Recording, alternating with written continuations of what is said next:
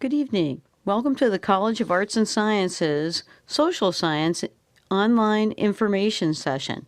Our session will be hosted this evening by Professor Lee Thompson and Professor Joe White. I'm Nancy Dilulio from the Office of Undergraduate Studies, and I'll be taking your questions via email to be answered live on air. If you have a question, please send it to summerreghelp@case.edu with the subject line Information Session. If we don't answer your question live, we will follow up with you shortly. And now to your host. Hi, welcome to our Social Sciences webinar. I'm Lee Thompson. I'm Joe White. And tonight we want to help you get started in registering for your courses for your first year at Case Western Reserve University. Just to very quickly give you an overview of what we hope to share with you this evening, we're going to give you an introduction to our overall general education and some of the goals that we might have for you as students interested in the social sciences. And then we'll go through each of the 8 different areas, departments, and the majors and minors that are in those departments. To begin with, I want to just start with a quick overview of what the social sciences are. And in general, the social sciences are concerned with the study of society and human behavior. And you'll be impressed, I think, with the broad range of topics that are covered both in our courses and by our faculty research programs. And hopefully you'll get a chance to learn about many of them while you are an undergraduate here. You're going to have many choices, and those choices should be looked at as great opportunities to explore, freedom to really learn about things that you may not have had an opportunity to learn about before. We're going to encourage you to go ahead and register, but keep an open mind and remember that we have a drop-in ad period at the beginning of the semester, and you're welcome to try out other courses, and you can shuffle your schedule around quite a bit through that drop-in ad period if you choose. And I also really want to encourage you to ask questions. Ask questions tonight. Ask questions of our deans in the Office of Undergraduate Studies after tonight. And when you arrive on campus, you need to ask questions of your first seminar instructor, who will also be your first year advisor, and any other faculty whose classes you might be in or who you even see walking on the sidewalk going to your classes. We're going to also discuss some of your major requirements, and just so that you have a feeling for the departments that we are going to be talking about tonight, here is a list of the social science department representatives. We're going to show this very briefly right now, but we will also bring it back later so that you know who you can contact either by phone or email with questions that you have. I'm going to turn everything over now to Professor White, who is going to talk a little bit more about our general perspectives in the social sciences. Okay, it's nice to be here and to try to make sense out of what is probably a rather confusing process as you go through all the materials on the web and look up things like the first year guide and all that. And I really want to emphasize what Professor Thompson said, which is that I guess the way to put it is there's sort of 2 kinds of things that people do in college. Sometimes people have a really structured program that is related to a specific job they're working to get. A specific program that's training for a particular profession, like in nursing or accounting or biomedical engineering, and things sort of build in sequences, and it's very clear, and it's pretty regulated and strict. And for something like that, for instance, the templates that you can get from undergraduate studies are very useful. But for a lot of the other things you might do in college, for a lot of the other students in college, it's much more a liberal education. You're going to learn something about the world, and to get depth in certain areas, we call those majors. And you take roughly 10 courses in a particular major, sometimes 11. But in taking the course in the major, you're learning about something, but it's much more flexible. A lot of our students do 2 majors. And because they have, either very different interests, say, political science and art history, or very complementary interests like political science and economics, or sociology and anthropology, say. And in doing that, there's a lot more flexibility. So if you look at the first-year guide for majors, at that kind of material for, say, political science or sociology or anthropology, it has a lot of elective, and so that doesn't tell you very much. And so one of our goals today is to emphasize the courses that, because of what's in them, make most sense to start with in particular majors, give you some guidance to that, but different majors are structured differently. And so, for example, we'll see that economics has much clearer gateway courses than, say, political science does. The other thing I want to emphasize just in general is that this is an opportunity. In high school, one of the things that makes this confusing is that you have so many more choices than you do in even the best of high schools. It's an opportunity, and you take courses, you see what you like them, you discover what you actually like. We have a lot of students who change majors in between when they come to the university and when they graduate. Because they have many more opportunities to find out what fits them, what inspires them.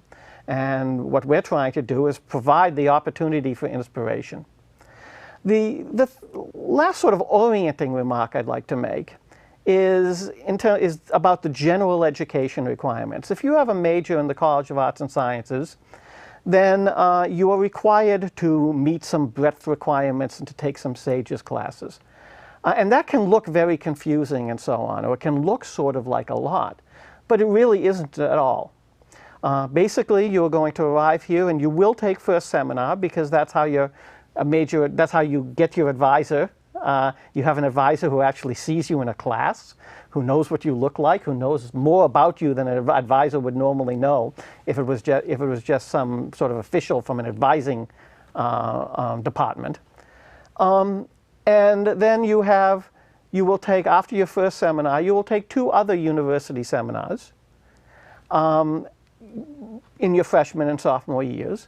And then, as part of the SAGES program, you're going to take a departmental seminar, and you will do a capstone project.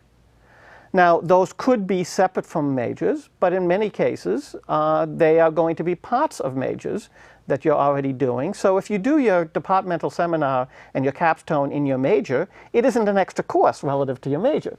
Right? So for instance, a political science major is going to be doing 3 SAGES courses, plus normally the departmental seminar and the senior project in political science.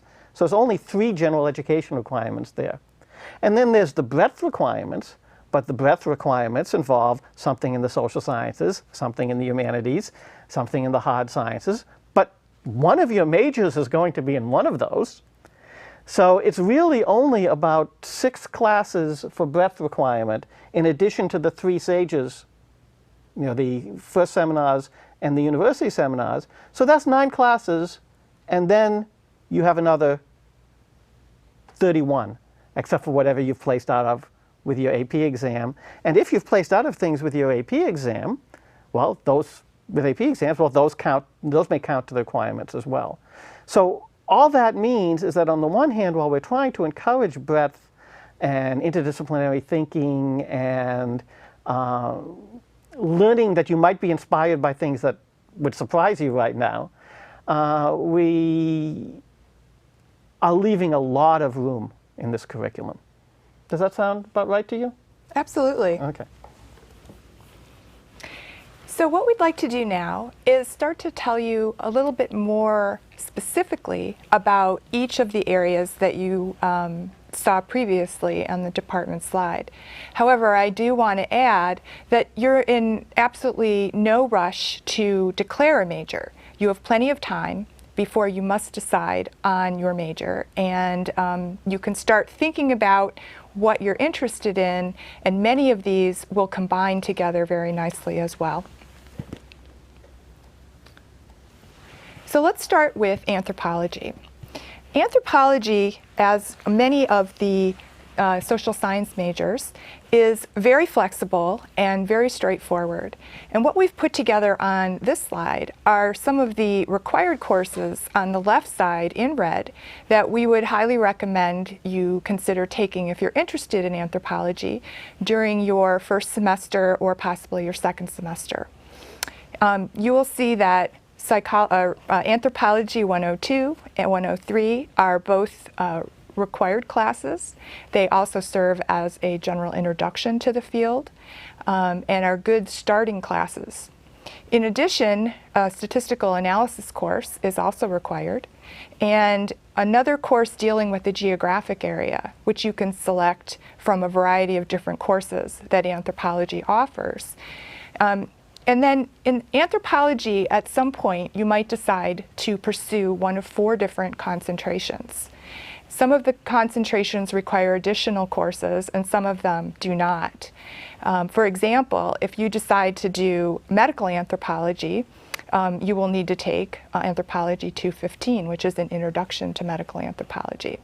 Or if you decide to do the concentration archaeology, you might want to take Anthropology 107 sooner as opposed to later to give you a good overview of what archaeology is all about. The remainder of the major is made up of approved electives, and you have a lot of flexibility in terms of when you take those, in what order or what combination. Other things to think about are additional opportunities that you could have as an anthropology major, including the partnership with the Cleveland Museum of Natural History. There are a lot of exciting extracurricular activities that involve archaeology and some of the people who work at the Natural History Museum.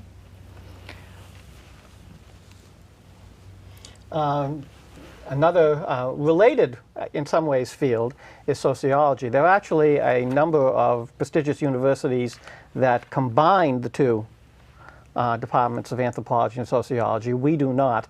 I don't think either department would really like that. They've got plenty of things to do on their own.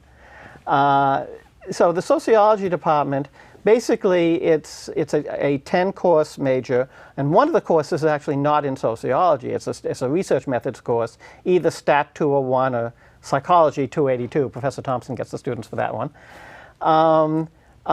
It has one core entry class, Sociology 101, Human Interaction. And that is a prerequisite for a lot of the 300-level sociology classes. It has 2 other requirements in addition to human interaction and the statistics class, Soc 300, Modern Sociological Thought, and Soc 303, Research Methods. There is no AP credit in sociology because I guess nobody's been able to figure out what an AP sociology class would look like. And they do their own capstone, but it's not, the department doesn't require that you do the capstone in the SAGES capstone in their department, but it's offered to you in the fall of the senior year. What this means in terms of what you might do if you're thinking of being a sociology major or just curious about sociology is that you really should look at taking 101 in the first year. You might want to think about taking Sociology 113, Critical Problems, in the first year. If you want to take more than one sociology course in your first semester, 101, 113, and the 200-level classes, of which there's 3 that I know of being offered this semester, Criminology, Dating, Marriage and the Family, and Lives in Medicine, are also classes that you could take as an entering freshman if you're really interested in sociology or want to learn more about it.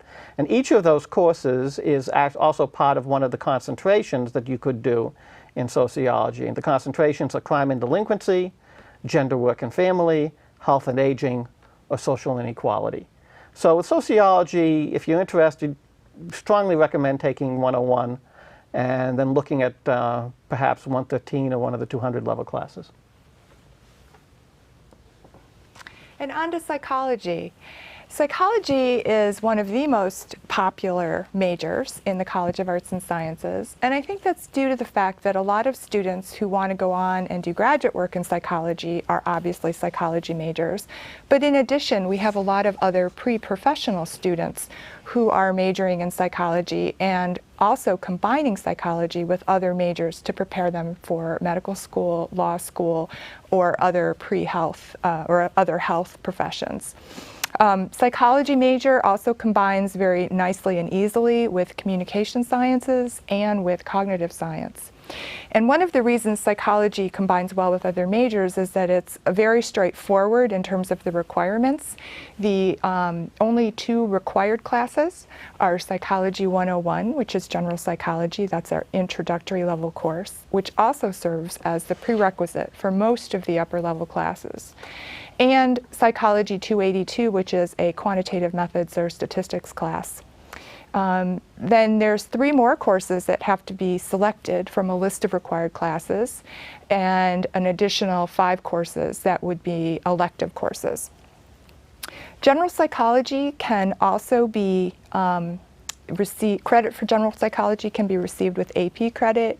A score of 4 or 5 on the AP psychology test will give you credit. And there's lots of other opportunities in psychology in terms of getting involved in research, as well as the psychology club. And one thing that I also wanted to show you was using the psychology major as an example. I want to show how you could develop your first year schedule. Now, this sample schedule, although it's specific to psychology as you see it, will generalize to almost all of the social science majors because they are very similar in terms of their flexibility. So as you will see in the fall, you're going to be taking somewhere between 13 and 16 credits. You will be in a first seminar. All first year students will be enrolled in a first seminar. However, you will not be registering for that first seminar. You will be registering for the rest of your classes, and after that schedule is set, you will be placed into one of a group that you have selected to be interested in that fits with your schedule. So you'll want to go ahead and take Psychology 101, General Psychology, in your first semester. If you can't fit it in for some reason, it's no big problem. You can take it your second semester and you will not be behind. Then you can take 2 to 3 additional courses of your choice. And there's an exclamation point on that because I think it's exciting. In your very first semester of college, you actually have some say and choice to take courses that you're just interested in. And of course, there's physical education, which is a requirement that all of our undergraduates share, and it's good to get that in your first year as well, if you can. And moving into the spring, again, as Professor White said, you take a university seminar, which is a SAGES course, and you take 1 or 2 additional psychology courses, 2 additional courses of your choice, and again, physical education or a varsity sport. So again, this is just a sample schedule for psychology, but you can generalize it very easily to all of the other majors we're talking about tonight. Now, communication sciences and disorders is a little bit different, although it still has a great deal of flexibility. And the one thing that makes it different from the other majors we're talking to you about tonight is that it does prepare you for a pre-health professional degree, clinical degree, as a speech-language pathologist or an audiologist. Therefore, there are more requirements, it's a little bit more structured, and there's more credit hours required because we want to be sure that when you graduate with a major in communication sciences that you will be competitive for acceptance into a master's program in speech-language pathology or audiology. So you want to start off by taking sometime in your first year Introduction to Communication Disorders and General Psychology and Quantitative Methods. And in addition, after that, you will add in additional communication science courses, very specific courses that will prepare you in all of the different areas of communication sciences. Once again, you can get AP credit for that psychology course. And finally, cognitive science is an interdisciplinary program in that it involves a variety of disciplines in studying human cognition and mental processes. There's a set of 4 foundational courses that you can take completely interchangeably. Intro to Cogs 1, Intro to Cogs 2, Human Cognition 1, and Human Cognition 2. And you can take them in any order and in any combination through your first year. In addition, you'll need a statistics course and 5 additional approved courses. And there are courses in other departments that will count towards your Cog Sci major, which makes it interdisciplinary. So one of the things that you could well have inferred from the template that Professor Thompson put out is that you could, of course, start out working on 2 different majors at the same time. There's plenty of room for that. And the other thing we want to emphasize is that a lot of people do sort of choose a different major later. In other words, they might hit their sophomore year or even their junior year, although we don't recommend that, and say, you know, I want to do a different major. And so you certainly don't have to begin working on a particular major now. But if you know a major in which you're interested, we're giving recommendations as to how to get started on it now. Now, my department is political science, and we have 3 required courses: Introduction to American Politics, Introduction to Comparative Politics, Introduction to International Relations. 2 of those people can place out of by getting a 4 or 5 on either the American government or comparative government exam. There's no AP exam for international relations. There are no prerequisites for other classes. So if you were to, say, show up and want to take U.S. foreign policy and you didn't want to take American government yet, that's fine. It's allowed. There are, however, situations where it's wiser or not to have less of a background. So the first thing is, obviously, if you have the AP credit, then that counts as having the background. That's the first thing. My major recommendation as chair is take courses that interest you. It's better to take 109, 260, and 272, the introductory classes, earlier. Of the courses that we're offering this fall, my own recommendations would be that our course on media, our course on violence in the political system, our course on public opinion in American democracy, our course on the politics of China, our course on U.S. foreign policy, and our course on the Middle East are all classes where, you know, it'd be nice if you had the introductory classes, but the way they're taught, they're unique enough, distinct enough, that I don't think you really need them. And I have no hesitation about recommending them to an arriving student. Legislative politics, I think, which is POS 310, I think it really makes sense to either have, if you're going to take it this semester, to have done the American government AP exam, or otherwise somehow have credit for the equivalent of Inter-American government. Constitutional law, the politics of finance, and the course on the European Union may require a little more background, and I would strongly suggest, if you're interested in those classes, that you consider just contacting the instructor. You know, you can see them listed on the when you register. Just email them. They're all open to talk, or come talk, or show up to the class, and then see what you think of the class, and then go talk to them. So that's political science. Economics is more structured, because economics is more of a toolbox. There's the micro toolbox and there's the macro toolbox. And so you have to start out with introductory microeconomics, introductory macroeconomics, in order to understand most of the other courses that would be offered in the economics department.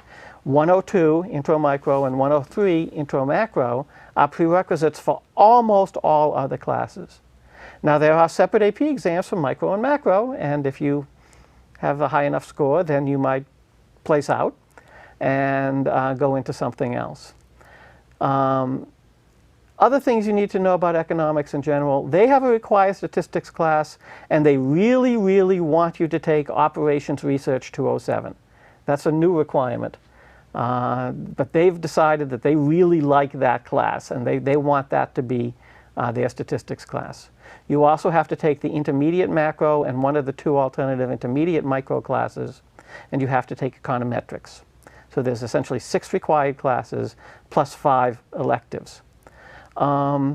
If you're showing up and you have the AP credit for, say, intermediate micro or for micro or macro, you might consider moving on to the intermediate class.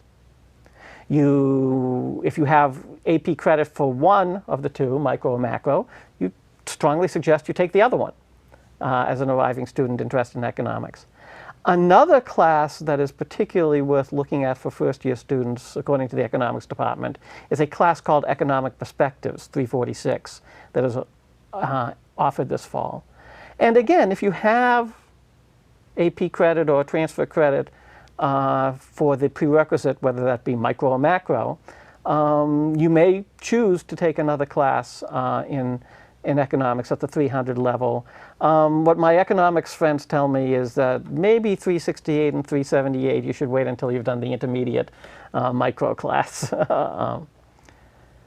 And the last of the ones we'll talk about, the majors, is international studies, which is an interdisciplinary major. Although a fairly large interdisciplinary major, it actually has more majors than a number of the regular majors in the college. And that's structured, it's structured to have you get a background in essentially human interaction and sort of the world, the international world, by using 4 of the core courses for other departments. So the required courses are Anthropology 102, Economics 102, Political Science 272, and History 113, Modern World History. We haven't included history in the social sciences here because some of the history department thinks they're social scientists and some of them think they're humanities, so we leave them with the humanities. But all 4 of those are intro-level classes. If you're interested in international studies, I'd suggest you take 1 or 2 of those as you arrive, certainly one of them. International studies requires a language competency. You have to show your language competency at the 300 level above, which could be either from taking classes that get you through the 200 level here, or from placing out from a language test. My personal recommendation in terms of languages is if you've been working on a language but you don't place out of it, it makes a great deal of sense to just start out taking that language before you forget more of what you learned in high school. So if you're interested in international studies that you might, and you haven't placed out on the language, you might prioritize taking language when you get here. Otherwise, take courses that are of interest that fit the area focus. There's 2 courses, the topic focus 2 courses, or 2 elective courses, and strongly suggest that you consult the director, which right now is Professor McMahon, for more ideas about it. But if you think you're interested in international studies, as an arriving student, you should consider taking one of those 4 core courses, anthropology, economics, history of political science, international relations, and looking at your languages. So that's our overview of these 8 different major programs. And I suppose now we can open it up to see if any questions have accumulated while we leave up the slide that tells you who to call when we don't get the answers right or say we don't know the answers. Great. Thanks so much, Professor Thompson and Professor White. I have a question that's come in from a student who's been looking at the political science website. Can you tell me more about the Wellman internship program? Oh, the Wellman Hill internship program was kindly endowed by one of our excellent former students, Liz Hill, in memory of her grandfather. And basically what this is a way to help support our students to do internships in the summer. The students do have to find the internships. They have to be internships related to public affairs, but we are able to give support to the tune of roughly $4,000 a year to 5 students who are able to find internships, but who might otherwise not be able to take them because a lot of our students have to earn money during the summer, or there are expenses associated with the internship. Like, we've had students do things ranging from most of them are not doing the internship where they live, doing things ranging from being at the Carter Center in Atlanta, to working with the Supreme Court in Washington, to even doing work in India. So this is a competitive program for political science majors. People do their application.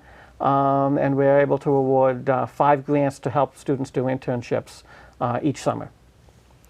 Great. I have another question that's come in from Annie. Annie wants to know if I'm interested in multiple majors, so currently undecided, but they're all within the social sciences. Are there specific courses that would be a good foundation for many of the social science majors that are recommended for the first semester? Well, Annie, one thing to remember is that in the College of Arts and Sciences, as part of the general education requirements, you do have a breadth requirement, and you will need to take any 2 courses in the social sciences as part of that, so that any of the social science courses will help fulfill that breadth requirement. I suggest that you just pick 2 introductory level courses, courses that don't have prerequisites, in 2 areas that you're really interested in or passionate about, and go ahead and just start there and see where it leads you. I would agree with that. The other thing I would say is that to really understand most of the social sciences, it helps to have perspectives from the other social sciences. That's particularly biased for the political scientists because we steal from everybody. But if you're talking about, say, politics, it helps to understand some psychology. It helps to understand sociology. It helps to understand economics. It helps to understand history.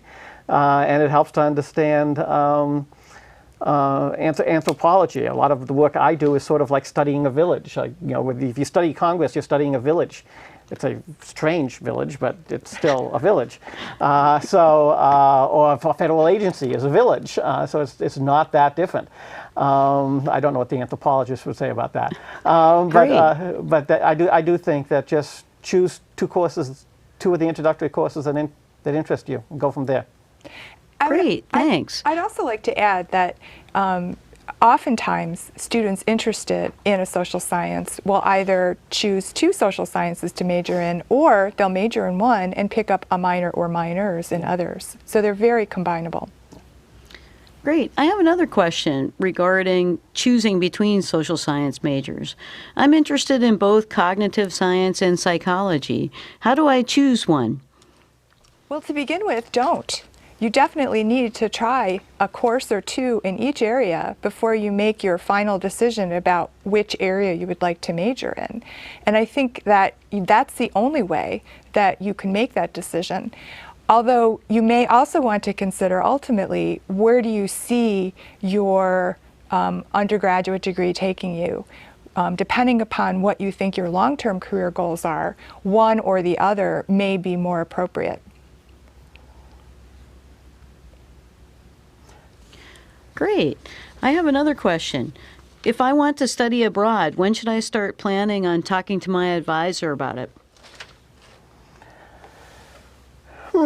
That's an interesting one, because your advisor is a person to talk to, and it's important because if you're going to study abroad, you want to make sure that requirements are out of the way, so that if you so you don't want to be in the situation where you decide in the spring semester of your sophomore year that you want to go to England, say, or Argentina or whatever, in your junior year, but you're going someplace where you can't take the science and math classes, and you've been delaying taking them, and suddenly when you come back, you're in senior year trying to take all those classes at once. So I think you do want to let your advisor know that you're interested in these things. But I think that if you have been being reasonably strategic about getting the general requirements out of the way anyway, I don't think it's necessary to really think hard about it until sophomore year, when you'll have a better idea what you're interested in anyway. Now, depending on, the major resource for study abroad is going to be the International Studies Office, the Study Abroad Office, because they're going to know more about the different programs that are out there. I don't know the extent to which in psychology, in each department there will be some particular opportunities that people will know about, but the broad package of opportunities will be much more visible to the Study Abroad Office. And so you should also start thinking about talking to them when you're ready. Hi, I have another question that's come in from Joe. Communication sciences is a different major than I've seen before. What can I do with a communication sciences major? Communication sciences here at Case Western Reserve University specializes in speech disorders, speech language disorders, and specializes in preparing students to go on to advanced study and do clinical work. So many of our graduates end up working in hospitals, in clinics. Some of them end up in private practice once they are licensed. The one thing about the career path for speech language pathologists and audiologists is that there is an extreme shortage nationally, and our students have had tremendous success in securing jobs with their master's degree. If I can just follow up with a question to you about this, Professor Thompson, is this because it's a more professional program and because it's located in the Cleveland Hearing and Speech Center, is there more of a clinical component to the education and so on in communication sciences? Absolutely. And that's a very good point. Thanks for reminding me, Professor White. We are housed in the Cleveland Hearing and Speech Center, which is a longstanding partnership. And because they have they see a lot of patients there, our students have the opportunity to get directly involved in clinical observation. And also, many of our students in communication sciences opt to apply for the Integrated Graduate Studies program. And that means that by the end of your third year, if you've completed most of your undergraduate requirements, you can actually apply to the master's program and go on and earn your master's in speech language pathology in 5 years instead of 6. And students have found that to be a terrific opportunity. Thanks. I have a question for Professor White. What kinds of research opportunities are there in these departments, and how do I go about pursuing them? It varies tremendously because different fields have different funding streams. I think in all departments there's the research opportunity that's involved in doing classes where part of the expectation is that you do research papers. I mean, after all, one of the points of a senior project is to have a capstone project is to have you design something and try to figure it out, try to learn about it for yourself. So in sort of in the curricular sense, it's built into the classroom. In terms of what a lot of students mean by this, which is opportunities to work on faculty projects or on other kinds of things, it varies tremendously. I think that in the case of certain departments have much stronger linkages to the medical industrial complex and therefore to the funding flow for research assistance that comes with the medical industrial complex than other departments do. In political science, it's really quite limited. There are situations where we're able to bring on a few students as RAs on projects that faculty members are working on, but it's not a big thing. There are situations in political science where people go do internships, say, in lobbying firms and so on, and lobbying government relations shops. But in terms of really hooking onto a research project, that's going to be much more Professor Thompson's department, I suspect. Yes, actually, it's very common that students who have an interest in psychology or many times going on to medical school get directly involved in our research projects. I think this is also true in communication sciences, sociology, and anthropology as well. Many of the faculty have funded research programs that involve work in laboratories, sometimes field work. And our students have been very actively engaged from the very beginning in these projects, and oftentimes can carve out a piece that will end up turning into their own capstone projects. Our students co-author papers with our faculty very frequently, or give their own presentations at undergraduate research conferences. The other thing I should say about this is that there are situations where people go out and find their own research projects that are not associated with their majors. So I've had students who were their research projects or internships or so on. So I've had students who are working in labs, even though they're political science majors, or who say that one who was working for the Department of Public Health for the city of Shaker Heights, another one was working on on a public health project with the Cuyahoga County Department of Public Health. So it's not just limited to the research that professors are doing. This is a big research university within a large community with big hospitals and public health departments and so on. So there's other stuff going on that students might get involved in, which is less through the departments than just the opportunities of being in the location. Oh, thank you. That sounds exciting. I have a question to both of you that's come in, and the question is, why do you like teaching students? Well, people would say I like to hear the sound of my own voice. But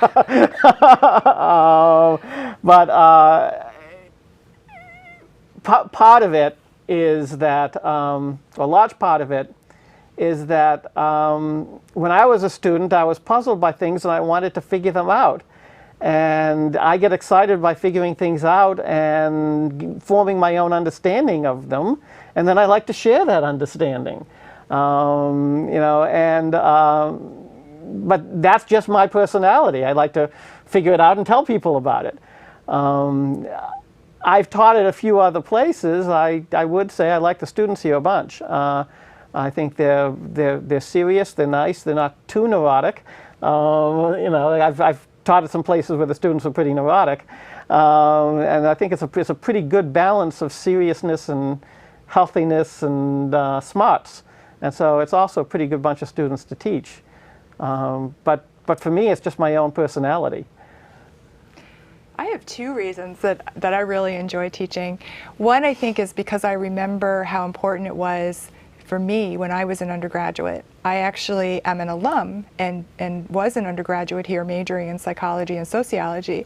But I changed my major many times before I arrived at psychology and sociology. And the inspiration that I received from my professors was instrumental in helping me find a career that I love today, and I'm still grateful to them. But also because I need my students. I think my students keep me sharp, they teach me things, and they help me directly to conduct my research, and I think that it's a great partnership, and I really enjoy it. Oh, great, thanks. I have another question for both or either of you. What kind of clubs and organizations do your departments have?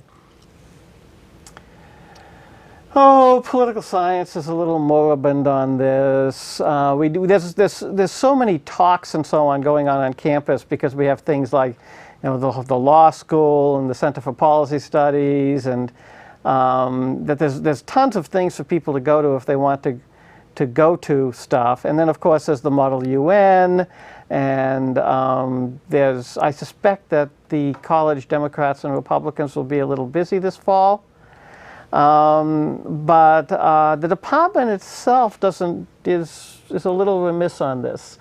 I think actually most of the other departments are much more active. I know history is, I think economics is, but we're a little. We figure there's so much else going on in political life that we don't push it as much as we might. In psychology, we do have a National Honor Society called Psychi, and students can apply to that in their junior year, and they need to have a minimum GPA, and they need to have recommendations. But they can also join our psychology club, and they can do that as freshmen. And the club meets on a frequent basis. They elect a leader, and they have talks and other help sessions to learn more about the field of psychology, bring speakers in from the outside. Communication Sciences also has a national organization that charters a club for the communication science majors. And I know cognitive science also has a group of students who are actively engaged in bringing in speakers and holding meetings for themselves and the faculty. Thanks. I have an email question that came in from Pranav, and Pranav would like to know, is there a major that focuses on media and mass communication in the social sciences department? I thought it might go well with political science or international studies. I wouldn't put it that way. Communication sciences definitely isn't. It's much more speech pathology and so on. There are sort of courses around the university, around the college, that are related. I mean, clearly, something like the media class that's being taught in political science this semester, this in the fall, would be an example. There are journalism classes, and courses in the English department. But I wouldn't say that there's anything that you can call a major that exists. Now, one of the things people do is they sometimes create dean's majors. They work with the undergraduate studies department and work out something. I'm working with a student right now and doing a public health major. And so students do sort of craft something looking at a set of classes. I haven't looked to see what the set of classes would be for a mass media major. Certainly there are courses in communication sciences that can contribute to a major emphasizing media. For example, we do have interpersonal communications, multicultural communications, and organizational communication. Great, thanks. I'm wondering, are there any majors that are particularly good if I'm planning to go to law school? Well, you expect the political scientists to say themselves, of course. I've spent a lot of time thinking about this because my job is to be a policy analyst and to distinguish true claims from false claims about social life. And so I feel I have to be very careful about making claims about poli-sci and law school and things like that. My own personal perception is that what law schools want to know is that you're smart, you can think, you can write, and that you can work hard. And they are generally trying to assemble a sort of mixed class. They don't want all poli-sci majors or all English majors or all history majors. They like the occasional something you don't expect, whether it be art history or biology or whatever. And so I don't think the law schools care. I think it's, if you want to get into law school, the most important thing is to do well so that they can see that you're capable of doing well. And so I would, for instance, never suggest you take classes in something you're not interested in and don't feel enthusiastic about and won't work really hard at because you think it would be good for law school. So the first thing for law school is find something you're passionate about and can excel at. Having said that, for different kinds of law, there are different kinds of skills that are particularly useful. Political science is the department that is most oriented towards giving a background for law school. First of all, because we have a very fine sequence of classes in constitutional law. So we have 3 different classes in constitutional law that provide you a background, a sense of what it's like to deal with the kind of professors in law school who really push you and so on and keep you to the text and what legal thinking is like. And secondly, because the life of the law in large measure does involve a lot of politics, and so a class like judicial politics or understanding of how political institutions work is relevant to the practice of law, even if it is not particularly relevant to the theories of law. But having said that, it's really useful to know how to read a balance sheet for a whole lot of law too. So I would, there's ways where an accounting degree would prepare you to go to law school too. Great, thanks. I have another question. Can a class that's being counted toward my cognitive science major also count for a second major or minor? Yes, absolutely. There are many classes that are part of the cognitive science major, both in terms of elective approved courses, that can also count towards a psychology major or sociology major or an anthropology major or possibly philosophy. There are lots of departments that contribute to the cognitive science grouping of elective courses. And international studies is similar that way. There's a lot of classes. If you could be majoring in political science or economics or anthropology or French or Spanish or whatever, or history, and a couple of the classes there could easily count to the international studies degree.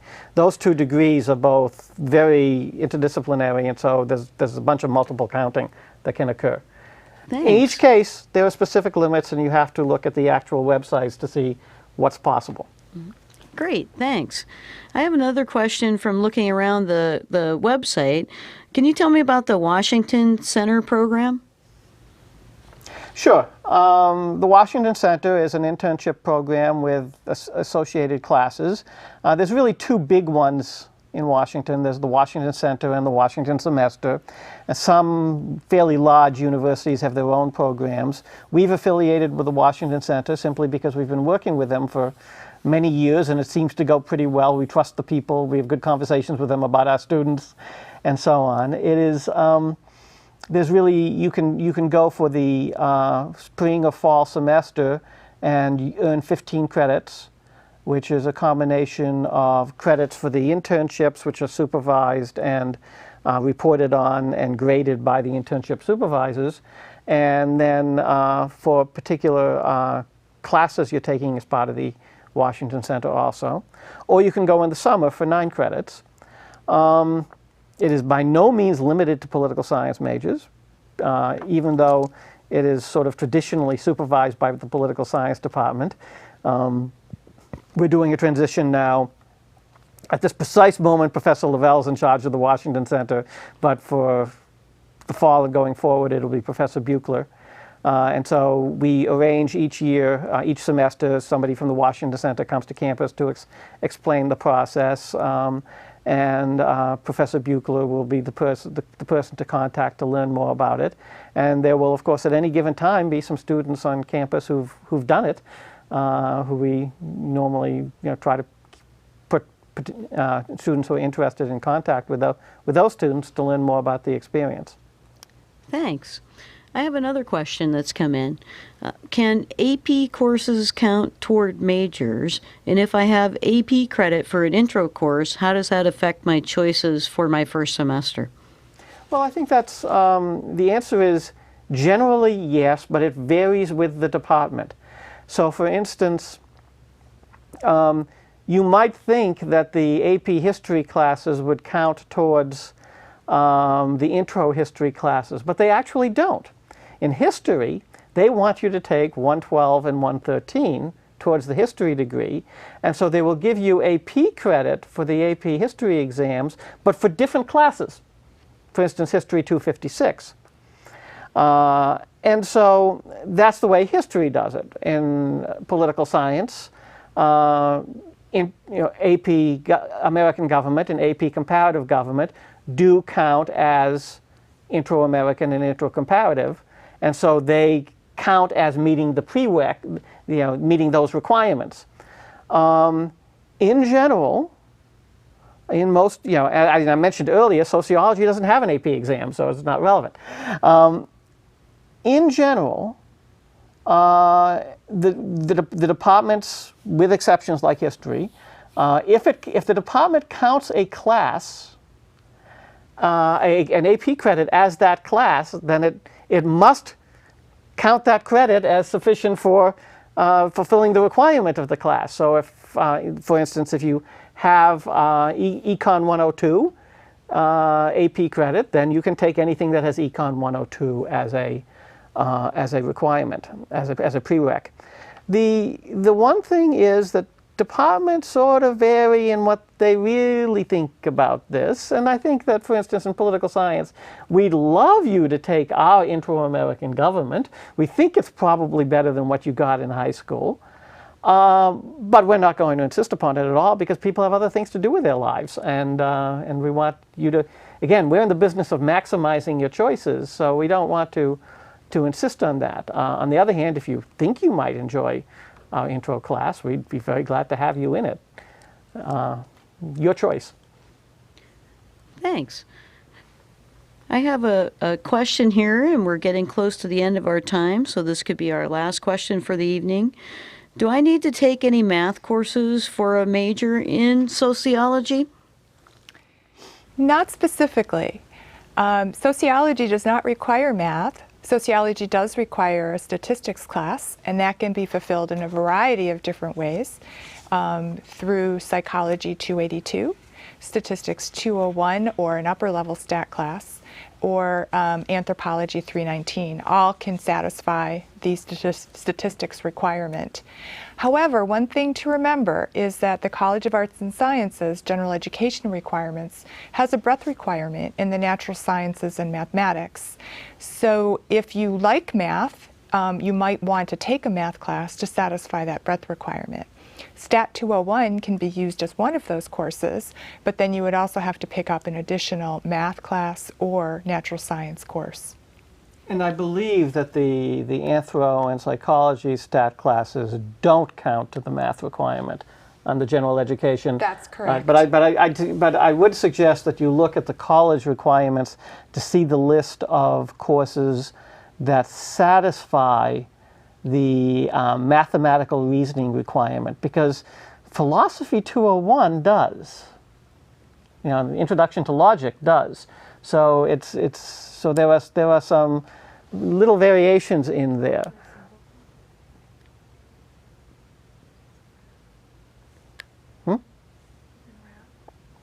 So should we wrap? I guess so. I think we're almost out of time. Once again, here is the slide that shows our social science department representatives. These are the people for each of the areas we've talked about this evening that can answer questions that you might have after tonight's webinar is over. We've provided their phone numbers and their email addresses, and you shouldn't hesitate to contact them. They'd be more than happy to help you, and you can see that both Professor White and myself are on there. I should emphasize that we try really hard to have a lot of up-to-date material on the website. The department websites tend to be a little behind compared to the undergraduate studies websites and so on. And there will be occasional things where the information isn't entirely up to date. For instance, I don't think it's clear everywhere that economics really wants you to take the operations research stat class. But it will be clear on the website by the time you have to deal with it, because you probably don't need to take the class as, you know, as an arriving first-year student anyway. We do a pretty good job of keeping this stuff up to date. And then, of course, part of the point of advisors is they're in the business of trying to make sure things are kept up to date too. The other thing I'd want to emphasize is, you know, something we said before, which is that this is an opportunity. It's not that you're going to get a lot of stuff wrong, right? If you show up for a class and you really don't like it, drop it, take something else. These all seem like huge choices, but there's a lot of room. You're going to be here for maybe a little fewer years. If you're like me in college, maybe a little longer. But you're going to be here a while, and you've got room to try things out and learn about things and expand yourself. That's what this place is here for. That's what we're here for. We're looking forward to seeing you when you arrive on campus this fall. Great. Thanks so much, Professor White and Professor Thompson, for our discussion this evening.